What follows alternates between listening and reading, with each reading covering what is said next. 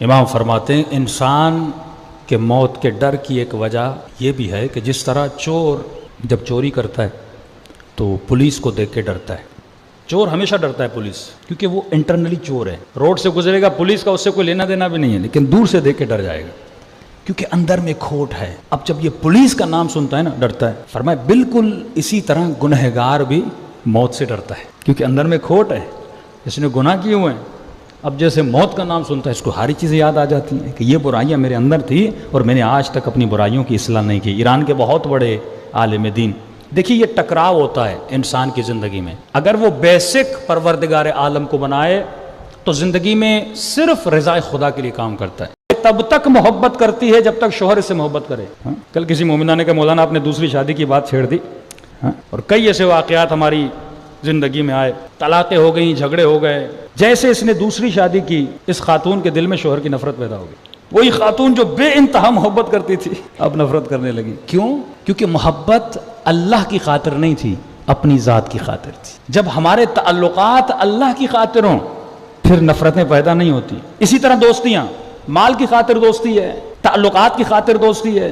ایک صاحب سے آپ کی بڑی دوستی ہے، M P A M N A کسی نا، آپ قرضے کے طور پہ اتنے پیسے اٹھا لیں جتنے کی آپ کی جورابیں مثلا جو آپ نے سی ہیں یہ بکیں گی، اس سے آپ میرے لیے لے لیں اور جب آپ بیچ دیں تو پیسے وہیں پہ واپس رکھ لیجئے گا. آپ آغا انصاری کہتے ہیں میں پھنس گیا، کروں تو کیا کروں.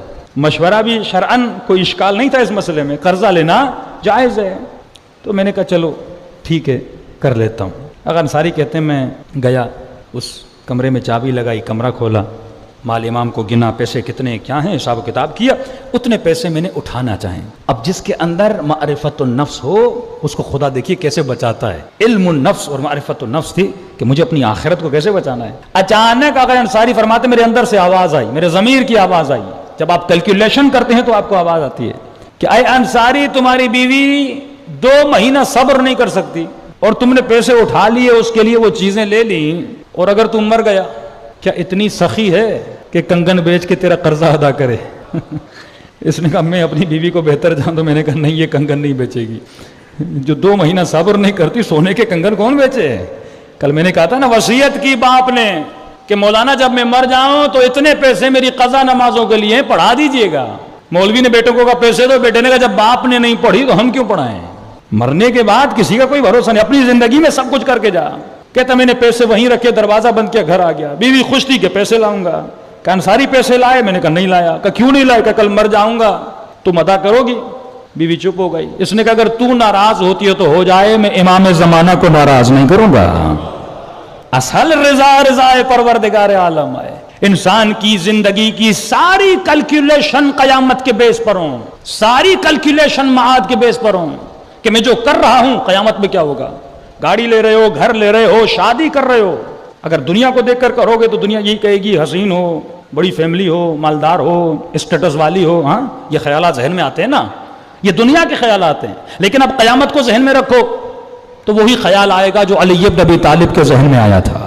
پھر کسی ام البنین کی تلاش میں علی نکل رہے ہیں کیونکہ آخرت کا خیال ذہن میں ہے. جب آخرت کا خیال ذہن میں ہوگا تو بہتر سے بہتر تلاش کرو گے جس میں دنیا کا فائدہ بھی ہو، آخرت کا فائدہ. لیکن اگر دنیا کی سوچ ہو ذہن میں تو کہو کہ مالدار ہو، پیسے والی ہو، کل جاب شوپ نہ ہو، نوکری نہ ہو تو بیوی سے سپورٹ بھی مل جائے. یہ دنیاوی خیالات ہیں. لیکن اگر آخرت کا خیال ہو، باپ اپنی بیٹی کا رشتہ کروانا چاہتے ہیں، دنیا کا خیال ہو، کہے گا سب سے پہلی چیز دیکھے گا مال ہو، دولت ہو. لیکن اگر آخرت کا خیال ہوگا سب سے پہلی چیز دیکھے گا ایمان ہو، خوف خدا ہو، پرہیزگار ہو، متقی ہو. پھر سیکنڈری پہ کیا لاتا ہے؟ فائنینشیلی بھی تھوڑا مضبوط ہو تاکہ میری بیٹی خوش رہے. تو اگر ہماری زندگی کی ساری کیلکولیشن کا بیس اور دھاگا آخرت ہو، نوکری تلاش میں جا رہا ہوں، کون سی نوکری کروں؟ دنیا کا خیال ہوگا میں اس نوکری کی تلاش میں جاؤں گا جس میں زیادہ سے زیادہ مجھے مال ملے. لیکن اگر آخرت کا خیال ہو، پرائورٹی میری یہ ہوگی کہ وہ نوکری کروں جس سے رزق حلال ملے، شبہہ بھی جس میں حرام کا نہ ہو. لیکن آج یہ پرائورٹیز ہماری نہیں ہے کیونکہ ہمارے ذہن میں معاد کا تصور کیا ہو چکا ہے؟ کمزور ہو چکا ہے. اور دنیا کا تصور، دنیا بہت روشن ہے، معاد ظلمت میں چلا گیا ہے، اندھیروں میں چلا گیا ہے. آقا انصاری کہتے ہیں میں رات کو سو گیا، صبح ہوئی، میرے گھر کے دروازے پہ دستک ہوئی. جیسے دستک ہوئی دروازہ کھولا، میرا ایک شاگرد آیا.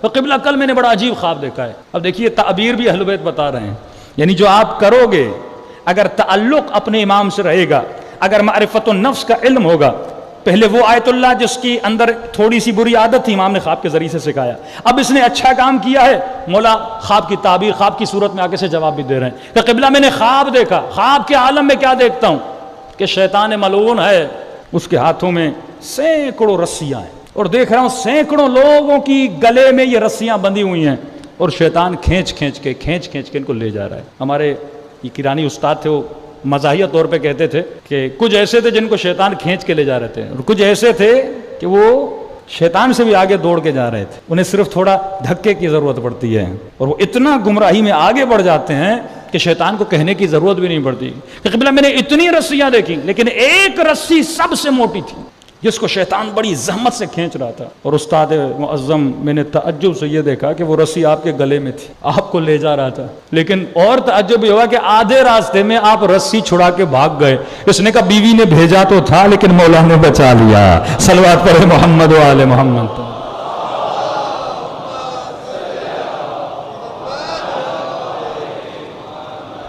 اجل فرجہم. تو اگر اسی طرح قریبی تعلق رہے اہل بیت کے ساتھ، انسان محسوس کرے کہ یہ دنیا مقام فنا ہے، ہر چیز اس دنیا میں فنا ہو جائے گی، اور بقا کس کو ہے؟ بقا میری روح کو ہے. دنیا میں جو بھی ڈیسیجن لوں، وہ بزنس کا ڈیسیجن، بیٹے کی شادی، بیٹی کی شادی، کہیں پہ بچے کو ایجوکیشن کے لیے بھیج رہے ہو، بیٹی کو یونیورسٹی میں بھیج رہے ہو، ہر وہ کام کرو جس میں پہلے پرائرٹی یہ رکھو کہ اس کی آخرت کا کیا ہوگا، صرف دنیا کا نہیں رکھو. کیونکہ سب سے بڑی ڈیوٹی ایک والد کی یہ ہے کہ اپنے بیٹے کی آخرت کو کیا کرے؟ بچائے. رسول خدا ایک جگہ سے گزر رہے ہیں، بچے کھیل رہے تھے، ایک بچہ تھا جو رسول خدا کے سامنے آیا، رسول خدا کو سلام کیا. سلام کرنے کے بعد اس نے قرآن کی ایک آیت پڑھی. کہتے رسول خدا کی آنکھوں میں آنسو آئے. اصحاب نے کہا یا رسول اللہ کیوں رو رہے ہیں؟ فرمایا اس کا باپ بہت گنہگار تھا، ابھی میں اپنی آنکھوں سے دیکھ رہا ہوں اس پہ عذاب الہی ہو رہا ہے. لیکن جب بچے نے بسم اللہ یا کوئی قرآن کی ایک جملہ پڑھا، اللہ نے تھوڑی دیر کے لیے اس کے عذاب کو کیا کر دیا؟ ختم کر دیا. اتنا گنہگار تھا لیکن عذاب اس لیے ختم کیا کیونکہ اس نے اپنی زندگی میں بیٹے کو ایک لفظ اچھا سکھایا تھا. تو یہ اولادیں آپ کی زندگی کا ذخیرہ ہیں، جس کو کہتے ہیں صدقہ جاریہ. یعنی میں زندہ ہوں تو نمازیں پڑھ رہا ہوں میرے نام اعمال میں لکھی جا رہی ہے، لیکن ہر مومن جب مر جائے گا نام اعمال بند ہو جائے گا. لیکن معصوم فرماتے ہیں کچھ چیزیں ایسی ہیں چھوڑ کے جا کہ تمہارے جانے کے بعد پھر بھی تمہارے نام اعمال میں چیزیں لکھتی رہیں. مولا وہ کون سی چیز ہیں؟ فرمایا سب سے پہلی چیز ولد صالح ہے. ایک صالح بیٹا تیار کر، ایک صالحہ بیٹی تیار کر، اور جب تک وہ نمازیں پڑھتی رہے گی تمہارے نام اعمال میں ثواب آتا رہے گا. صلوات پڑھے محمد و آل محمد.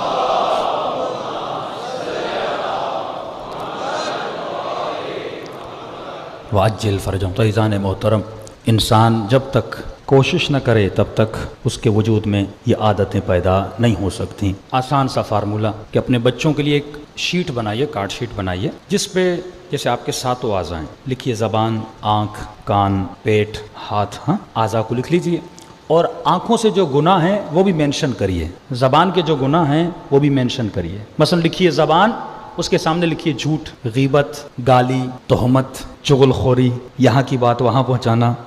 یہ 5-6 باکس بنا دیجئے، جو زیادہ تر گناہ معاشرے میں ہوتے ہیں وہ باکس بنا دیے. آنکھ لکھیے، آنکھ کے سامنے لکھیے مثلا گندی فلمیں دیکھنا، نگاہ حرام، کسی کے ناموس کو دیکھنا، یہ آنکھوں کی چیزیں ہیں. پھر لکھیے مثلا کان، کان کے سامنے لکھیے گانا، غلط بات سننا، کسی کی غیبت سننا، کان کے سامنے لکھ لیجئے. پھر مثلا شکم لکھیے. بچہ شکم کا تو نہیں سمجھے گا، لیکن جو زیادہ تر جن چیزوں میں انوالو ہے ڈیلی بیسس پہ، ایک مہینے کے مثلا 30 اگر سافٹ ویئر بنا سکتا ہے کوئی مومن سافٹ ویئر بنا دے. یہ 3 کارڈز آپ کے گھر میں پڑے ہوئے ہیں. رات کو جب بچہ آئے وہ چیک کرے، اگر اس نے غیبت کی اس کو ٹک کر دے، اگر اس نے جھوٹ بولا ہے اس کو ٹک مارک کر دے. پھر کیلکولیشن کرے کہ آج مثلا میں نے کتنے گناہ. اس کے پھر آپ وہ بھی رکھیں، مثلا اگر اس نے غیبت نہیں کی اس کے آپ رکھ لیں میں تجھے 50 روپے دوں گا. اگر جھوٹ نہیں بولا اس کا رکھیں میں 25 روپے دوں گا. اور اگر اس نے کیا ہے تو اس کے مائنس ہوتے جائیں، اگر اس نے اچھا کام کیا ہے تو آپ اس کو کوئی انعام لے کر دیں. تو بچپن سے جب بچہ کرے گا تو کیا ہو جائے گا؟ اس کے اندر آپ اچھی اچھی عادتوں کو پیدا کرتے ہیں. ایسی چارٹ شیٹس بنائیں، ایسی چیزیں بنائیں جس سے بچوں میں اصلاح پیدا ہو. حاتم طائی جو بہت سخی تھا، جب حاتم سے پوچھا کہ حاتم اور بھی عرب ہیں لیکن تمہارے وجود میں اتنی سخاوت کہاں سے پیدا ہوئی؟ تو کہتا ہے میری سخاوت کا نتیجہ میری ماں کا ایک عمل ہے. اگر میری ماں مجھے سخی نہ بناتی میں کبھی سخی نہ بنتا. کیا مطلب؟ کہ ڈیلی بیسس پہ جب گھر سے نکلتا تھا میری امی اگر مجھے 5 روپے دیتی تھی تو ایکسٹرا اور 5 دیتی تھی. کہتی تھی اے آتم یہ تمہارے یوز کے لیے ہیں اور یہ فقیر کے خرچے کے لیے ہیں. کہ بچپن سے عادت پڑ گئی جتنا میں اپنے اوپر خرچہ کروں اتنا میں فقیروں کے اوپر خرچہ کروں. اور اللہ نے مجھے اتنا دیا ہے آج اپنی ذات پہ بھی خرچہ کر رہا ہوں, فقیروں پہ بھی خرچہ کر رہا ہوں. تو ایک حاتم طائی اگر سخی بن رہا ہے تو ماں باپ کی وجہ سے سخی بن رہا ہے. تو بچوں کو اگر بچپن سے ڈیولپ کریں گے تو وہی جذبہ پیدا ہوگا جو کربلا کے بچوں کے دلوں میں جذبہ تھا. کہ پوچھا قاسم کیف عندک الموت, فرمایا چچا احلا من العسل, شہد سے زیادہ میٹھی ہے. تو یہ ہمارے ہاتھ میں ہے کہ ہم وہ کوزہ گر ہیں. جس طرح ایک کوزہ بنانے والا مٹکے بنانے والا مٹکے بناتا ہے, یہ بچے آپ کے وہ ہیں, جیسا تم بناتے ہو ویسا ہی تمہیں آخرت میں اجر